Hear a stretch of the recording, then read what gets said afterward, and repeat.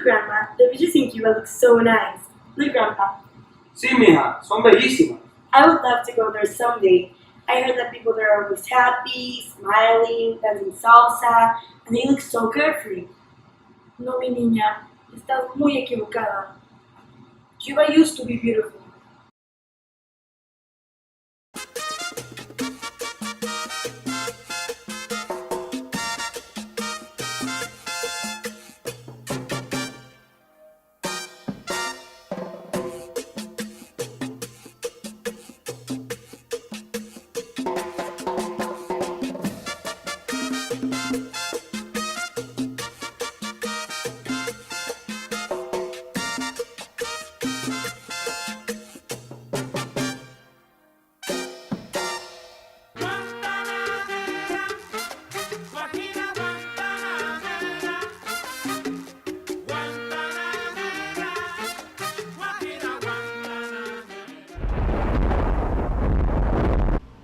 But people aren't happy now.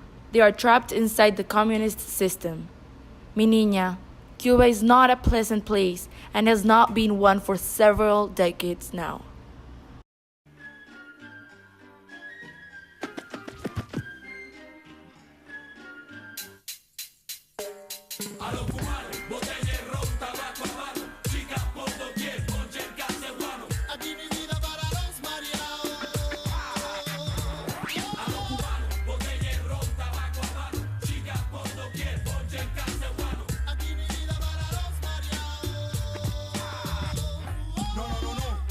Cuban sugar and tobacco was still produced in the country of Cuba and was exported to other countries.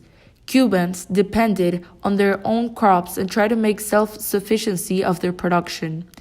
Because of the socio-economic factors changing during the decades, the civilization was growing and modernizing houses, businesses, and technology. Poor people were more than rich people. Many poor people worked in crops and did hard work, not with a good pay. Cuba also had many native animals that are hard to find somewhere else, like Cuban solenodon, Cuban trogon, Cuban hutia, Cuban land crab, and many others. The sugar crops reached 7.9 millions of tons in 1970s. Cuba also exported molasses, ethyl alcohol, rum, and liquor, baguette chipboard, torula yeast, dextrin, and furfural. And some Cuban famous beaches are Cayo Coco, Varadero, Playa Esmeralda, Cayo Santa Maria, and Playa Santa Lucia. After the Cuban independence of 1898, the United States heavily invested in the small Caribbean nation, in exchange expecting its government to be friendly to the Americans. In the 1930s, the United States supported the political regime of Fulgencio Batista, a terrible leader who brought a lot of suffering to good people of Cuba. Ay no, qué tiempos eran esos. But abuelito, what happened next? The situation clearly had to improve. Pues claro, mija. In 1959, our Messiah arrived, or so we thought back then, who was just a young Cuban nationalist and part of the guerrilla that opposed Batista. His name was Fidel Castro. Soy el fuego que arde tu piel, soy el agua que mata tu sed, el castillo, la torre, yo soy. Castro was a socialist, a supporter of Marxism-Leninism, and became the first secretary of the Communist Party of Cuba. Under his administration, Cuba became a one-party communist state. During the Cold War, Cuba was caught in the middle of political crossfire between the two titans of the war, the United States of America and the Soviet Union. The United States, which was allied with Turkey because of NATO, planted nuclear missiles in the eastern country, which had enough range to reach the Soviet Union. Nikita Khrushchev, the first secretary of the Communist Party of the Soviet Union, wanted to plant missiles in Cuba to aid his oncoming political campaign. As soon as Castro came to power, he took steps to reduce American influence in Cuba by nationalizing American-dominated industry, such as sugar and mining. Sugar was the main Cuban export to the United States, and it comprised 80% of all Cuban exports. Castro then established diplomatic relations with the Soviets. Due to this, the United States placed an embargo on Cuban trade, which is still currently active. For the support, Cuba turned to the Soviet Union, which would be then subside the Cuban economy by postponing debts payments, creating credit lines, paying for Cuban exports at a high price. The Soviet Union ended up investing billions of dollars into infrastructure, military, and industry in Cuba. Cuba was completely dependent on the Soviet technology and resources, as, for example, 95% of the oil in Cuba was imported from the Soviet Union. But I thought that Castro was a bad man. No hay duda que tenía buenas intenciones, The triumph of the revolution was an example of order. There was no lieutenant, no murders, no crimes. There was perfect order. Revolution promised to provide jobs for the people. It promised honesty in the administration, which had never existed in Cuba. There were health and educational programs, which have never existed before, all because of me, all because of Fidel Castro. The reason why Fidel Castro's revolution was successful was that he developed a communist system that would provide healthcare and education for all.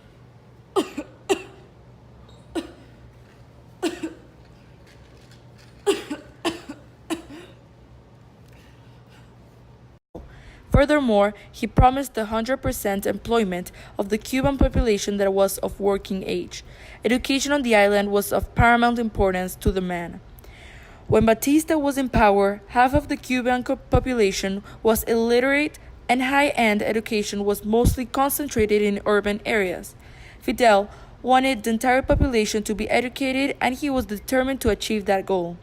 During the revolution, Castro's supporters would take over regions in Cuba, where they would teach inhabitants of those regions how to read. He also strongly believed that a new educational system would go a long way in helping the populace. I learned in school that communism had always failed, but it seems like it did work for Cuba.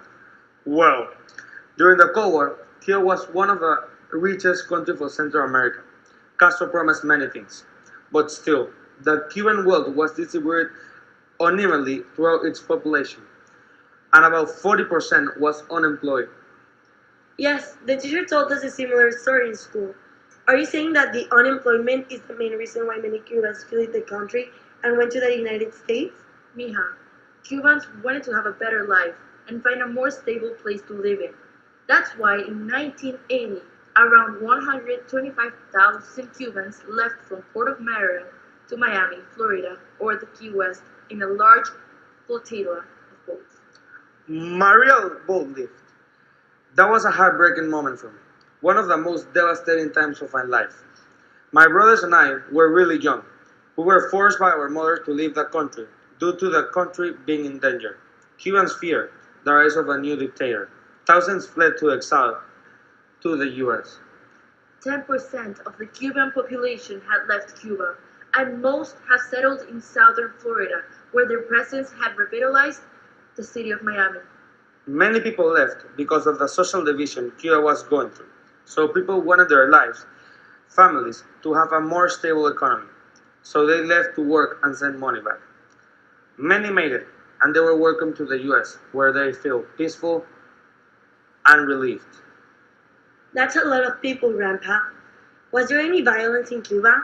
I heard something about an event called the Bay of Pigs. What is that? Ay, mi amor. The Bay of Pigs was a big event where the CIA and a trained group of Cuban refugees landed in Cuba and tried to break down Fidel Castro's communist government. It was a big fight because the Cuban military was waiting for them. 176 men were killed and 500 were wounded. Kennedy's attempt failed and caused Cuba to take action. Cuba requested military aid to the Soviet Union, and this is what caused the Cuban Missile Crisis. Wait, the Cuban Missile Crisis? Sounds familiar. What was that? Ay, mija, ese evento es muy importante. The Cuban Missile Crisis was a fight between the United States and the Soviet Union, two superpowers. This almost leads to a nuclear fight in Cuba. The Cubans were in danger due to the tension between the US and the USSR during the missile crisis. They were in danger of being wiped out at any moment. Wait, but what did the citizens think? Today, I have ordered that illegal refugees from Cuba will not be allowed to enter the United States. For 28 years, any Cuban who reached American shores or was rescued in American waters could receive immediate U.S. residency. During the Cold War, citizens didn't realize that most of the events and changes that were taking place involved something much greater: the Cold War. Many people were in opposition to Castro and suffered through communism. When the Maria boat lift took place, hundreds of thousands of people wanted to flee Cuba, but Castro only let people that stay in society, such as criminals and homosexuals, leave the country.